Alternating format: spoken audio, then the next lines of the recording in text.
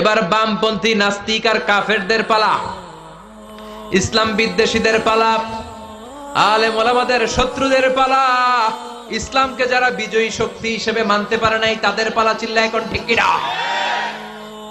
ওদেরকেও একই প্রশ্ন, রব কে? ওরা বলবে আমি জানি না। আমাদের উত্তর আল্লাহ। ওরা বলবে আমি কিচ্ছু জানি না, আমি সব ভুলে গেছি, আমার মাফ করে দেন, আমি কিছুই জানি না। তবে আমি ইসলাম বিরোধীদের সাথে চলতাম, যারা ইসলাম রে বাস দিত আমি তাদের সাথে স্লোগান দিতাম। এরকম ডাকাইত আছে না নাই? দ্বিতীয় প্রশ্ন, আমার দিন, ও তোমার ধর্মের নাম কি?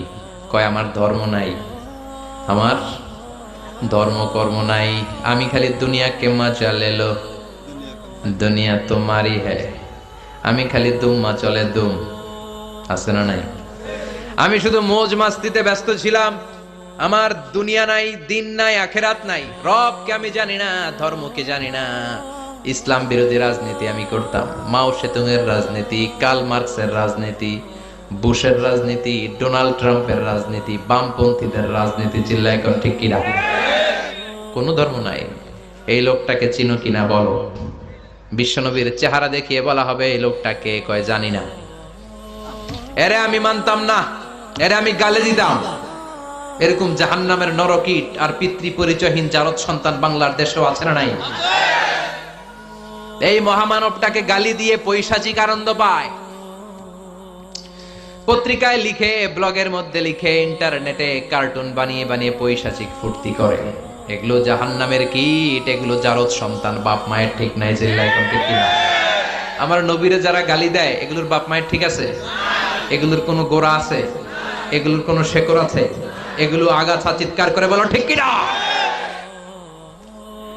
বলবে আমি জানি না। ফেরেশতারা বলবে দাঁড়া, আমরা জানি। তোর সাথে কেমন আচরণ করতে হবে আমাদেরকে ট্রেনিং দিয়েছে কে? এবার শুরু হবে মাইর। কি শুরু হবে? কথা বলেন। মাইর। ফায়ুদরাবু বিমা তারিকা মিন হাদিদ, লোহার হ্যামার দিয়ে শুরু হবে মাইর। এক একটা হ্যামারের বাড়িতে মাথাটা ফেটে চূর্ণ বিচূর্ণ হয়ে যাবে, দেহটা জমিনের ভেতরে 70 গজ ডুবে যাবে, দেবে যাবে। ওর চিৎকারে কবরস্থানটাও থারথার করে কাঁপবে। আবার জমিনকে বলা হবে ইলতাইমি, চাপা দে।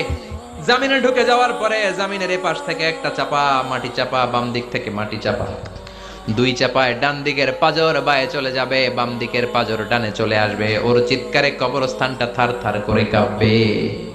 আল্লাহ, এই ধরনের পরিস্থিতি থেকে তুমি আমাদেরকে বাঁচাও।